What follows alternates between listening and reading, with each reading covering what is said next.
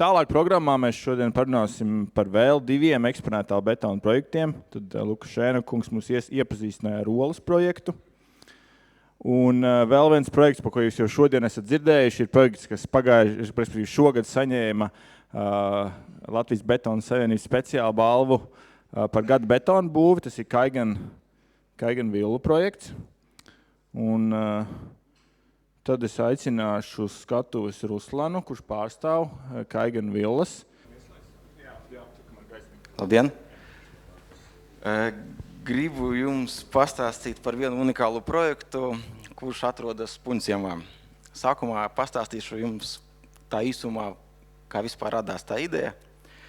Vēl šodien atceros to semināru, ko rīkoja Latvijas Būvinženieru savienībā 19. gadā, decembrī, man liekas, ko vadīja Genādijs Šamenko, kurš teica, ja paskaita betona cenu uz 1 kilogramu, tad viņš ir pasaulē lētākais būvmateriāls.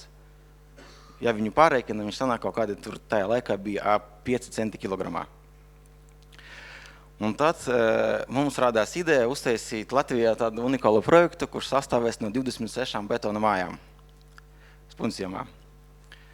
Sākam visu reikināt, sareikinājam sākumā būvmateriālu cenu, ir ok.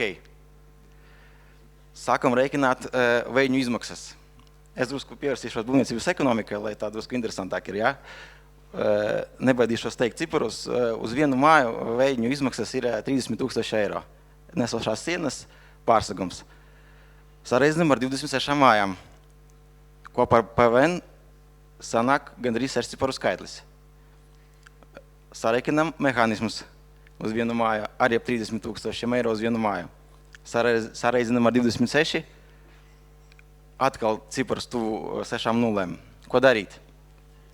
Un tad sapratām, ka jābrauc pie dokas un jāvienojas, ka mēs tos veļņus varētu izpirkt nomas laikā, tāpēc, ka viņu vērtība ir 3 reizes mazāka par nomas vērtību.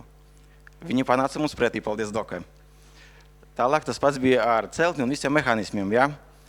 Un tad, kad mēs vienojamies ar viņiem par to mehānismu veļņu izpirkšanu, tā cena sadalies uz 3. Un tad mēs sapratām, ka īstenībā varētu noriskēt. Tajā brīdī mums daudzi bija ļoti skeptiski, gan tie cilvēki, kas nodarbojas ar pārdošanu, ar būvprojektu attīstību, viņi bija skeptiski, un viņi pateica, ka jums nekas nesanāks, tas Latvijas tirgus, diemžēl, nevar, nav pieņemsim, tādu cilvēku, pieņemsim, pirkspēja, ja? Bet mēs ticējām, ka mēs varētu sasniegt tādu pašizmaksu, ja? Kas varētu Latvijas tirgumu būt pieņemamu. Ja? Un tāpēc, ko mēs izdarījām? Mēs vienojamies ar mehānismiem, mēs vienojamies par labiem nosacījumiem ar betonu piegādātājiem, kas bija Švenk, Heidelberg un MB Betons. Ja? Un sākām to projektu realizēt. Kopumā tas ir 26 mājas. Ja? Mēs sapratām, ka par žogu mums dod kosmiskos ciparus, par labiekārtojumi kosmiskus ciparus, ja? Un mēs izdomājam visur pielietot monolīto dzelzbetonu. Labiekārtojumā, virtuvēs, interjerā, žogā, pukju podos, stāvlokumos, pilnīgi visur, ja? Un tā mēs sākām viņu celt. Visas 26 mājas, uz doto brīdi tur ir tikai 6 mājas, 2 mājās jau dzīvo, 2 mājās jau dzīvo, 2 notiek atklāšana šodien, 2 paralēli betonējam. Tad sanāk, visas mājas ir no monolītā dzelzbetona, maksimāli daudz ir atstāts eksponētais betons, ja? Bet mēs betonējot pirmās 2 mājas sastāvamies ar vienu tādu situāciju, ka sapratām, ka ļoti lielu pašizmaksu sastāda pareizi tehnoloģiski būvēt eksponēto betonu, tas ir finiera apšūšana, silikonēšana, apstrāde un tā tālāk. Un mēs nolēmām noeksperimentēt. Mēs nolēmām pirmo māju uztaisīt ar standarta metodi, tas ir finieris, apstrāde, silikons. Un otru māju mēs nolēmām atlasīt labākos veļņus, ja? Paprasījām betonu rūpnīcai drusku paspēlēties ar recepti, ja? Un iebūtinēt vienu māju ar finieri, saplāksnes atvainojas, otru māju bez. Pēc tam parādīšu, kāda ir atšķirība starp to. Strādāja mums viss modulis un visi mezglieži izveidoti bija modelī, tā kā mums diezgan tas darbs norīt veiksmīgi. Mēs redzam visus iegrojumus, mēs redzam visus diametrus, mēs redzam visus mezglus, tāpēc pats būvniecības cikls tieši betonieši notiek ļoti ātri. Ko mēs darām? Mēs izmantojam Kaiser sistēmu vācu priekšmonolīta eksponēta betona. Tas ir, kas saistīts ar rozetēm, gudro māju, audio, video, ugunsgrēku, apsardzi. Palielam mums visas komunikācijas ir iebūvētas nesošajās un nenesošajās konstrukcijās. Kopumā uz vienu māju mums ir 40 km iebūvēti inženieru tīklu. Ja?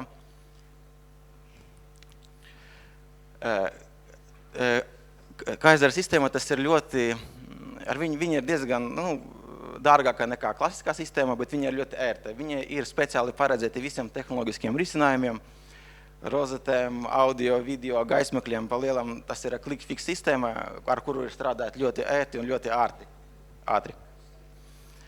Tur ir paredzēts viņiem gan betona izplašanās, kaut kādi mezgli, pieņemsim, rezerves komunikācijas, pieņemsim, komutācijas kārbus. Viņiem ir pilnīgi viss cikls. Ja? Mēs aizsūtām viņa māju, viņi mūs nokomplektē, atnāk pēc kodiem, mēs viņu saliekam un uz doto brīdī uz vienu māju mums ir 10 000 detaļas un tikai 2 no tām aizplūda ar betonu sanāk 0,02%, sanāk tikai kaut kāda defekti var notikt izmantojot šo sistēmu. Viņa ir diezgan tāda ļoti efektīva. Ja? Kaut māja tur nav liela, viņi ir kaut kādi 250 kvadrātmetri kopā, kaut kādi kopā uz viņu varētu būt ap 200 kubiem beigās ar visu labiekārtojumu. Ja? Mēs betonējam viņu ar diviem sūkņiem. Ja?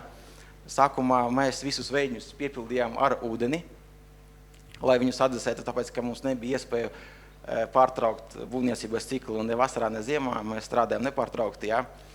Tad pirmais mēs aizpildījām, šitā pirmā māja, viņa tika betonēta tieši ar saplāksni, ja? Pēc standarta tehnoloģijas.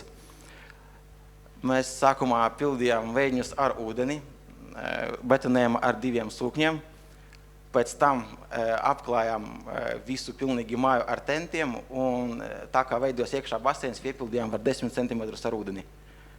Kāpēc mēs to darījām? Tas bija tāds, varbūt tāds, kas teikšu, tas mūsu vienkārši kaut kāda ideja, tāpēc kā kaut mēs apklājām virsējo daļu atsevišķi pēc tam ar finieriem, ja ārā ir kaut kādi 20 grādi, liels vējš, tā virspuse nožūst drusku ātrāk. Līdz ar to atveidņojot, sanāk, ka sienas augšējā daļa var redzēt tā saucamo krāsu atšķirību. Līdz ar to mēs iepildījām iekšā ūdenī, ieslēdzām ventilatoros un dabujām kaut kādas tur pat līdz 90% mitrumā.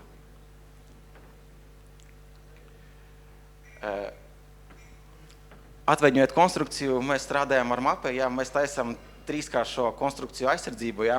Sienām mēs viņu apstrādājam pēc veidņu noņemšanas ar šitā māja, tas ir, kas tika betonēta bez finiera, ja. Mēs viņu apstrādājam ar mapekura materiālu pret iztveikošanas, ja. Kad noņemam veidņus, mēs viņu apstrādājam ar kolorītu betonu, mapei produkciju, ar ko var piestāt nelielus defektus, tāpēc, ka viņi ir pieejami 3 toņi. Un pēc tam mēs vēl apstrādājam viņu ar materiālu, kas saucas Intersil, ja, kas ir migrējošs tāds pigments, kurš aizsargā betonu 2 centimetrus gan kā hidrofobs materiāls, gan kā aizsardzības pārklājums. Te ir tas rezultāts, ja. Šitā pirmā māja tika būvēta ar saplāksni, ja. Sapratām, ka pašizmaksa ir diezgan augsta, ja, un tad noeksperimentējām uztaisīt vienu māju bez finiera. Atlasījām labākos veidņus, ko likām tieši ārpusē, ja. Es atvainojos iekšpusē, tāpēc, ka fasāde šojies cietdaļai, to sliktāko pusi uztaisījām ārpusē. Un to kaut kādos slaidos, es pēc tam parādīšu to, kāds bija rezultāts. Kā arī mums ir katrā mājā ir paliekošā betona fasāde, ja. Mēs izmantojam Kingspan KC15 materiālu, veidņojam, kā arī jūs redzat, kreisajā apakšējā pusē, mēs veidņojam arī visas pašas ailes, ja. Mēs netaisam nekādu tur aiļu apdari, mēs mēģinām nosiltināt un noveidņot pašu aili kā tādu, ja. Un šeit mēs izmantojam kopā kaut kādas varbūt 10 recepces no betona. Šitajā gadījumā mēs izmantojam pašvibrējošo betonu. Te ir tās rezultāts, un tagad parādīšu varbūt tādus interesantus darba momentus. Mums vajadzēja iebūvēt kamīnu, Čeho ražojums ļoti labi kamīni, bet viņam ir tāda situācija, kā jūs redzat, mezglā ir sieniņas samazinājums. Līdz tur bija kaut kādi beigās 35 centimetri, Mēs domājam, kā to izdarīt, tāpēc, ka vajadzēja panākt tādu efektu, ka kamīns ir iebūvēts tieši betonā. Un, ko mēs likām betonēšanas laikā, betonēt tieši šito vietu. Mēs pirmkārt nostiegrojam viņu tur ar soli, laikam, 3. Pēc tam likām klāt fibru, tieši tikai šajā posmā, tā ir kvadrātā, kas ir, Iebutinējām, protams, beigās bija mazas mikroplaisas, bet viņas, vajag daudz, viņas neko neietekmēja vizuāli, tāpēc, tās bija tās ļoti interesants risinājums, ko vajadzēja panākt, kā betonēšanas laikā vajadzēja iestrādāt fibras tikai šajā zonā, lai nevajadzētu liet visu karkasu betons plus fibra vēl. Te var redzēt, ka mēs izmantojam gan tonēto betonu, gan pašfibrējošo, gan ārā konstrukcijām. Tas parādīšu. Tālāk mums bija tās viens noteikums, ka visu tehnoloģiski pārpalikušo betonu mēs gribam izmantot. Pieņemsim, mēs betonējam žogu, kas ir ārā eksponētā recepte. Mums jau ir sagatavoti veļņi, ar ko mēs taisam dekoratīvā stāvokuma plāksnes. Pa lielam mums betona pārpalikuma objektā tuvojas tur 0,5% pa lielam. Visu atlikušo betonu mēs izmantojam stāvokuma plāksnes, kas visas ir apsildāmās. Pēc tam ārā virtuves mēs taisam no monolīta dzelzbetona, kas ir paliek redzamais. Žogus, tālāk mums tāds mūsu know-how, mēs taisam žogu, iebūvēt puķu dobes, audzējam tur iekšā stādus. Mēs iestādām 10 stādus, paiet 2 gadi, viņi visi izaug, un mēs pārstādām viņus tālāk uz priekšu. Un visi tādi mums aug dzelzbetona žogos. Tagad uz vienu ielu tie ir kaut kādi 2 kilometri, tagad mums ir sabudinēti. Tādu risinājumu mēs arī pielietojam. Mums, ka žogā arī iebūvētas inženieru komunikācijas, ir audio kabeļi, ir apgaismais pēc tam apsardzes devēji, kad tu iebrauc ciematā no žoga puses, pat viņš mēra cilvēkus, kas iebrauc tur, dod signālu un tā tālāk. Tad, lai optimizētu izmaksas, mums ir iekšā liela ūdenstilpne ciematā. Sākumā mums ražotājs ThyssenKrupp bija iedevis standarta risinājumu ar koka apdari, mēs viņu pārprojektējām un tāpat salējām visu ar monolīto dzelzbetonu, pie kā mēs vēlāk stiprināsim gan margas, gan laipas. Tāpēc arī mēģinām apvienot tos betonēšanas ciklus, lai tā pašizmaksa ir visizdevīgākā, jo mēs visi zinām, kā pat uzliekot interjerā pašu dārgāko flīzi, viņa ir tāpat daudz lētāka nekā uztaisīt smuki eksponēto betona recepti. Arī mēs taisam ciematā vides objektus arī no tehnoloģiski pārpalikušā betona. Mēs taisam kolonas, kubiņus, uz kā pēc tam liekam virsū statujas. Izmantojam gan balto, gan melno betonu, eksperimentējot. Te tas mūsu interjers, un te var redzēt māja numur 2 uz doto brīdi, kurā netika izmantots saplāksnis. Te ļoti var redzēt pēc dīvāna, apakšējā bildē ir tāds slim dīvāns, redzēt, šeit nav izmantots vispār finīris. Tas ir tikai veļņi un eksponētā betona recepte, ko mums uztaisīja rūpnīca. Te pa diagonāli var salīdzināt, augšā ir tas slim dīvāns, tas ir bez veļņiem, un apakšā pa diagonāli ir mājā, kurā ir izmantoti veļņi. Un ko mēs sapratām, ka ar betona recepti, pat ar lietotiem veļņiem, var panākt rezultātu, kur atšķirības starp standarta sistēmu un bez aplinkas sistēmas atšķirība ir ļoti, ļoti maz manāma.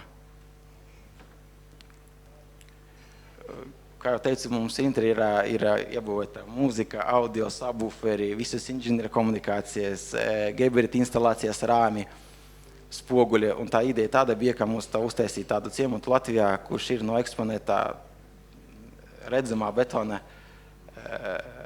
Viņš uz to brīdi tāds ir vienīgais Latvijā un Baltijā. Mēs bijām braukuši uz vairākām valstīm apskatīties, pat uz Vāciju bijām braukuši apskatīties piemērus, jā. Tā mēs arī viņu mēģinām būvēt, jā. Jo mums sanāk garderobas, guļamistabas, mēs pilnīgi visur atstājam betonu. Te ir pāris bildes.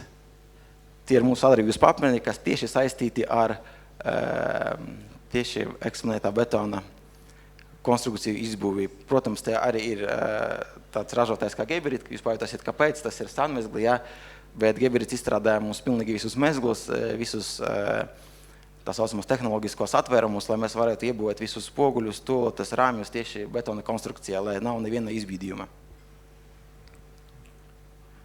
Paldies par uzmanību!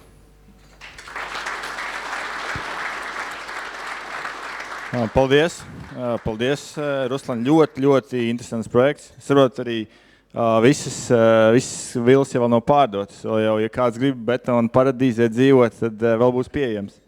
Būs, jā. Šodien atklāšana tieši 2 jūli ir. Jā, es domāju, ka ļoti interesanti. Manuprāt, es gribēju atzīmēt 2 interesantas vietas papildus tam, kas jau ir minēts, ka šeit bija tā vieta pie kamīna, un šeit mēs arī tad saprotam, ka ir jāizdomājās arī par plaisām šajās sienās, tad par betonu rukumu, par stiegrojumu.